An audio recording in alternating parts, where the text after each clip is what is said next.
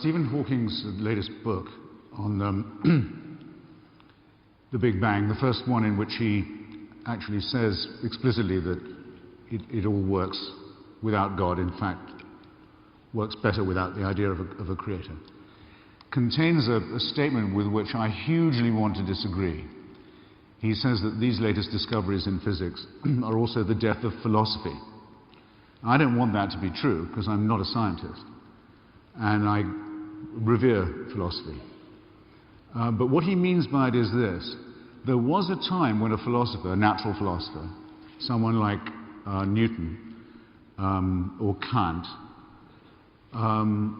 could speculate about the natural world. That's why they were called natural scientists as well, and do better than many professionals could. For example, it was Kant sitting in a room in Königsberg after the Lisbon earthquake, when people for the first time began to doubt that earthquakes were caused by God or were judgments. This is only in the 18th century people began for the first time to wonder if these were verdicts, as the Christians had been telling them. Didn't seem to work anymore.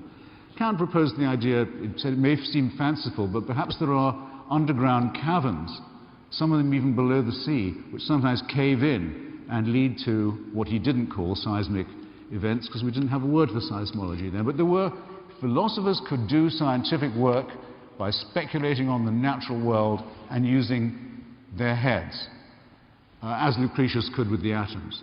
What Hawking means to say is this: we now may be beyond the point where you can say anything useful unless you are in fact a member of a certain scientific discipline. I really hope this isn't true for selfish reasons, but you have to take this thought very seriously. Now, Lawrence Krauss, who I think is one of the greatest living physicists, has a lecture which you can go to YouTube and have a look at. It's called A Whole Universe from Nothing.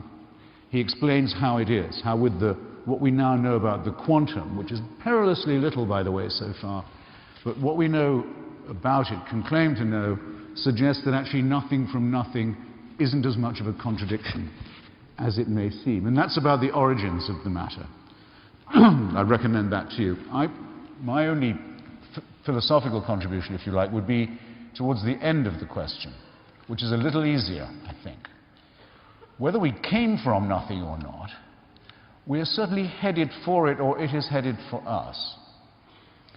You may choose to believe that this tiny speck of a planet, in a bang which blows out a sun every second, a whole sun every second, and has done for 10 billion years, that all that happened so that we could be meeting here today. You can choose to believe that if you want to. It's not even disproportionate. It's simply refusing to use the new language and the new evidence as if they meant anything at all. But suppose that to be true if you wish, if you must. If you look in the sky, you can actually see the Andromeda galaxy heading towards us now. We know, physicists can tell you, the date on which our galaxy will collide with Andromeda. It can be seen with the naked eye, the future. It's over. We don't know whether that will happen first, or whether our sun will join the billions of suns that have blown up, or whether, now that we've discovered that Edwin Hubble's red light shift, showing the speed and rate of the expansion of the universe, the way in which it's flying apart, that, as I said earlier, that speed and rate, this was only found out a decade ago, is increasing all the time, completely contradicting everything we thought before. We're flying apart faster than we thought. A lot of nothingness is coming our way. Now, what design is that a part of, is what you have to ask yourself.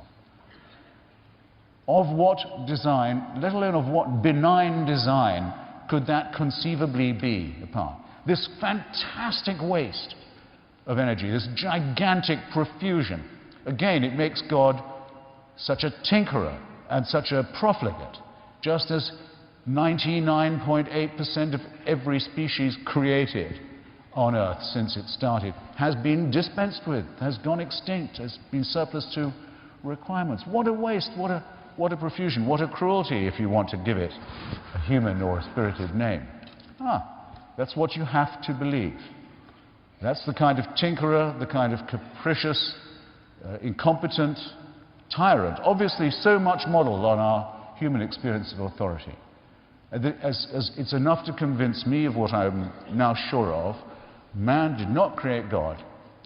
Men and women created many, many, many gods, and always have since the dawn of our history, and still do.